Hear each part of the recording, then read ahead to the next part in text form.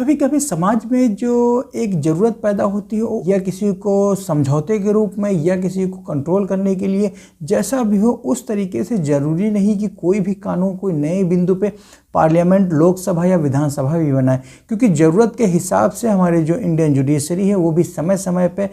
समाज के अनुसार ही एक नया लॉ जो उसकी ज़रूरत होती है उसको वो प्रतिपादित करती है अपने जुडिशल ऑर्डर से। और उसकी को ध्यान में रखते हुए हाल ही में इलाहाबाद उच्च न्यायालय के जस्टिस अजय भनोट जी ने एक आदेश पारित किया है जो कि एक कैदियों के पक्ष में है। और ये बहुत ही विकट समस्या है कि कैदियों को अगर जुडिशियल ऑर्डर पास होने के उपरांत भी वो रिलीज़ नहीं हो पाते हैं, वो किन परिस्थितियों के आधार पे क्या लीगल जो प्रॉब्लम आती हैं उनके द्वारा फेस की जाती हैं, कहीं ना कहीं कुछ जो लीगल फॉर्मेलिटी रह जाती है जिनकी वजह से ऐसे जो कैदी हैं या जो ऐसे अभियुक्त हैं जो जेल में बंद हैं वो रिहा नहीं हो पाते हैं। क्योंकि बेसिक रूल ये है कि जेल इज एक्सेप्शन केस, वो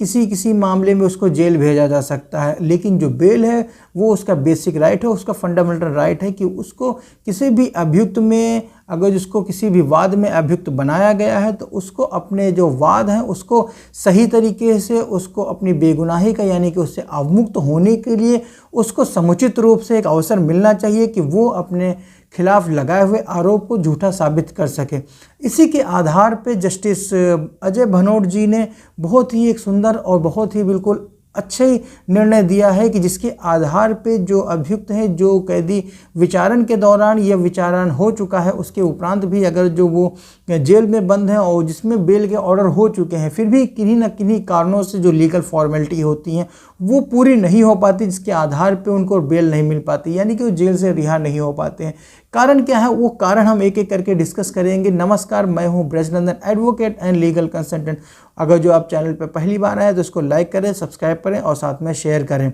जिससे और अधिक लोगों को ऐसी ही जानकारी मिल सके। और बात करते हैं आज के विषय पे। जैसे कि आपको हेड नोट देख के आपको अंदाज़ा हो गया होगा कि वीडियो हमारा आज किस विषय पर आधारित है। जैसा कि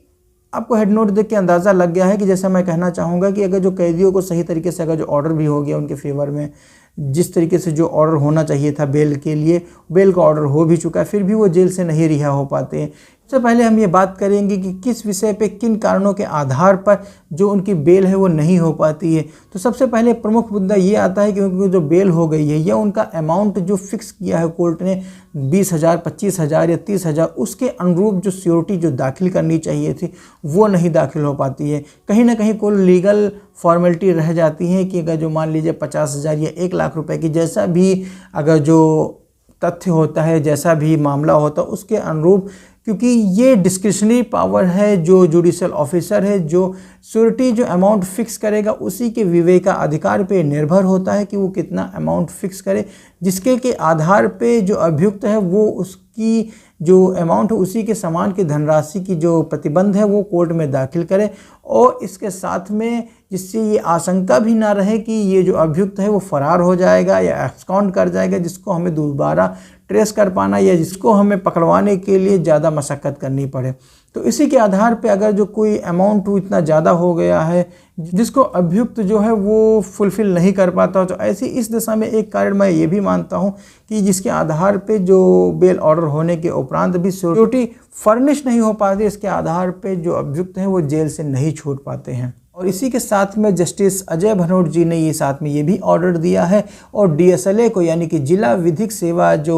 अथॉरिटी है उसको भी आदेशित किया है कि इस तरीके की अगर जो कोई भी अगर जो कार्यवाही या इस तरीके की अगर जो कोई प्रॉब्लम फेस की जाती है तो अपने स्तर से उसको पूरा करने के लिए उसका पूरा प्रयास करे। और साथ में ये भी कहा है कि अगर जो कोई ऑर्डर होने के उपरांत उसको 7 दिन के अंदर उस व्यक्ति को, वो जो अभियुक्त है जो जेल में बंद है, उसको रिहा किया जाए। एक नेक्स्ट बिंदु है जिसपे माननीय न्यायालय ने ट्रायल कोर्ट के यानी कि विचारण न्यायालय को ये आदेशित किया है कि वो जांच करे और ये तर्क संगत जो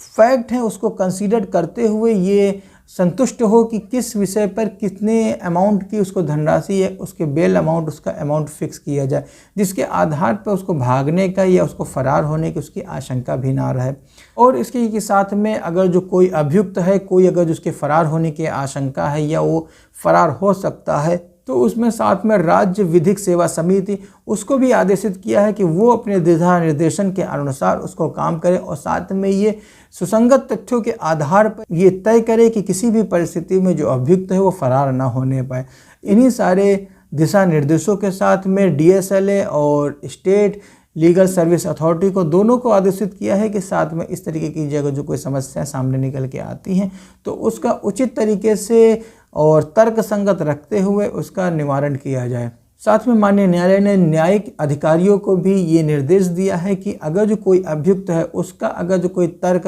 संगत है तो उसी के आधार पर उसको सामाजिक परिवेश के अनुसार और उसके आर्थिक परिवेश के अनुसार ही उसका जो अमाउंट है उसका फिक्स किया जाए। कहने का सेंस अगर जो हम दूसरे शब्दों में हम ये कहना चाहें कि उसका इतना कम भी नहीं होना चाहिए कि जिससे कि अभियुक्त फरार हो जाए और अमाउंट इतना ज़्यादा भी नहीं होना चाहिए जिससे कि अभियुक्त उसको समुचित रूप से अपने जो साथ में जो सिक्योरिटी जो दाखिल कर रहे हैं वो। और एक नेक्स्ट प्रॉब्लम जिसका बहुत ही समय से उसका इंतज़ार था और ये कहीं ना कहीं समय की मांग अवश्य रही थी जिसको माननीय न्यायालय ने इसको पूर्ण किया, क्योंकि कोई अभियुक्त है अगर जो वो कहीं किसी यूपी का रहने वाला है या उसको अभियुक्त बनाया गया है छत्तीसगढ़ में, तो छत्तीसगढ़ में उसकी लोकल आइडेंटिटी नहीं होगी, उसके जो नियर एंड डियर जो फ्रेंड होंगे जो रिलेटिव होंगे यूपी में होंगे। तो कहने का सेंस ये है कि जो व्यक्ति जिस व्यक्ति के साथ अगर जो उसके लोकल आइडेंटिटी उसकी लोकल श्योरिटी अगर जो नहीं मिल पाते हैं, अगर जो उसकी जहाँ वो रह रहा जहाँ वो अभियुक्त बनाया गया है,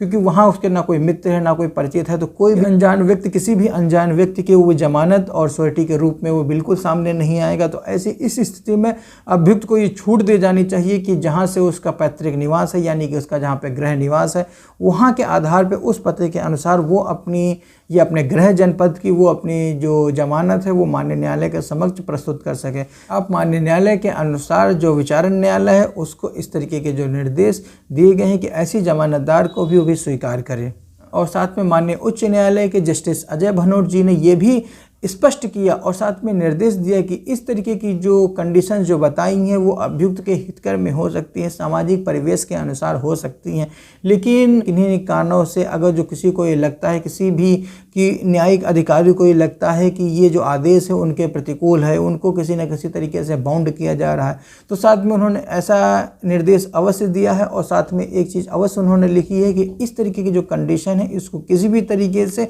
कभी भी न्यायिक अधिकारियों के जो उनके कर्तव्य हैं उनके प्रतिकूल बिल्कुल भी ना समझा जाए, क्योंकि समय के अनुसार जो जिस समय की ज़रूरत होती है उस समय के ज़रूरत के अनुसार जो प्रैक्टिकली प्रॉब्लम फेस की जाती है उन्हीं के आधार पे जस्टिस अजय भनोट जी ने ऐसा आदेश प्रतिपादित किया है। और आज का वीडियो इतना ही है, यहीं तक है। मिलते हैं किसी और एक वीडियो में एक नई जानकारी के साथ एक नए विषय पर चर्चा करने के लिए। और अगर जो आपने वीडियो अंत तक देखा है, अगर जो आपको जानकारी कोई अच्छी लगती है तो उसको सब्सक्राइब करें और साथ में लाइक करें और ये जानकारी दूसरे लोगों तक पहुंचाने के लिए इसको शेयर अवश्य कर दें, जिससे कि और लोगों को भी इसका जो लाभ है वो मिल सके। और वीडियो अंत तक देखने के लिए प्रेम पूर्वक धन्यवाद। जय हिंद।